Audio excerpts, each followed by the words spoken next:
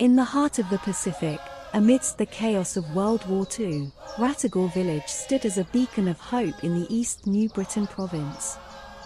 Here, the extraordinary life of Samuel Tam, fondly known as Papa Sam, unfolded a tale of resilience, compassion, and unwavering determination.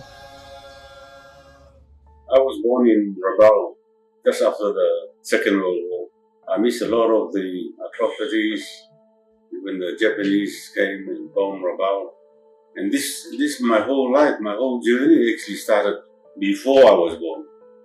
Because when they came, my family and a lot of other Chinese people and mixed race, they had to run away from all the bombing.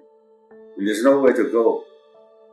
So my family ended up in one of the villages on the north coast of Rabaul, Ratonga.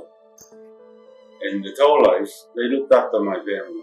And I was always mindful that if it wasn't for the Tolais, I wouldn't be alive, I wouldn't be born, everyone would be dead. In fact, as I was growing up, and I kept on thinking, geez, we really owe these people something, for looking after us.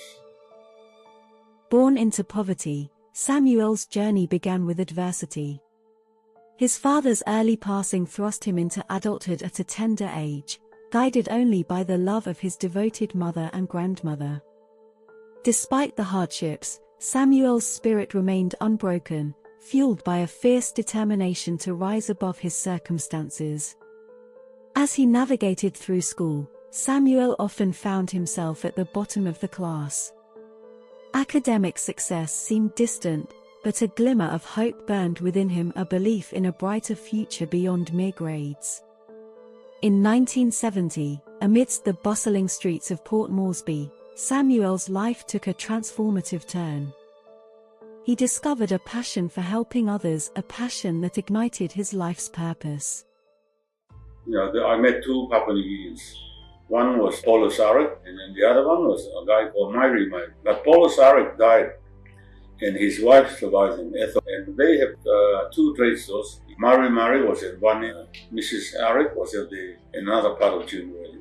I just went there every day and looked after them and checked their prices. In 1974, I was the one who designed and implemented the strap fasten store scheme for the PNG Development Bank. It took me 4 years. I designed the whole thing within 3 months. I trained people and I started the first course. Even up to now, everyone says it's the most successful scheme this country ever had. During the 80s, the other group of people that I helped is called the GLICBA, Legal Businessman Mary Association. And I used to train them and help them in the bulk store in my business. They sit on bags of rice and bags of sugar while I explain to them how to run their businesses. So we were doing this for quite a few years.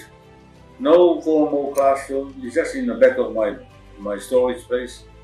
And that is how I've been doing it. I got my business to run, I can't afford to do it any other way, so that's what I did.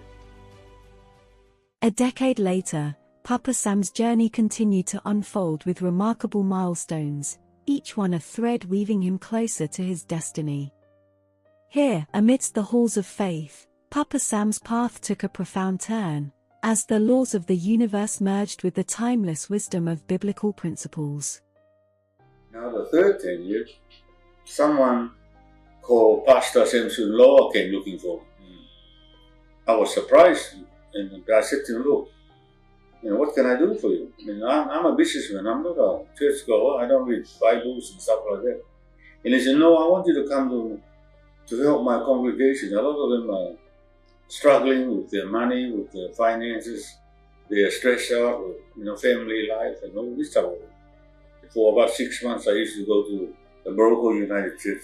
And I started talking to them, explaining to them about life, about their problems, and they asked me questions. And the people who came are public servants, they are house mama, rascals from the street. You get all types of people, educated people, uneducated people. Eventually they asked me, look, can you put it down in paper what you're telling us? Because we want to take it back to the family and share with them what you So I decided to do something about it. And all those pieces of paper that I wrote every Wednesday became a training course called Personal Viability.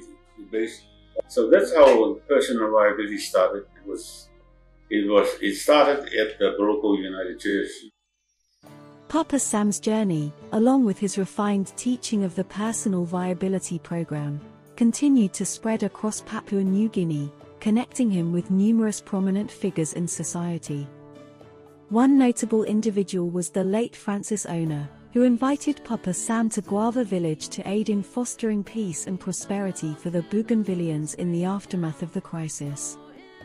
Papa Sam's humility and commitment to development led him to engage with prisoners, victims of gender-based violence, and the homeless. So I've got 18 years of history going in and out of prisons, trying to help people every year. We volunteer our services. We go into prison and give them the personal viability training. Papa Sam's impressive career and unwavering commitment to helping others earned him titles and recognition such as the Member of the British Empire Award, the PNG Order of Logohu and the Cross of Solomon Islands. His commitment to education and empowerment led to the signing of a Memorandum of Understanding between EDTC and Global University of Lifelong Learning, registered in California, USA, providing PV members with the opportunity to achieve an internationally recognized professional university degree. Papa Sam's influence went far beyond the borders of Papua New Guinea, reaching lives across the Asia-Pacific and beyond.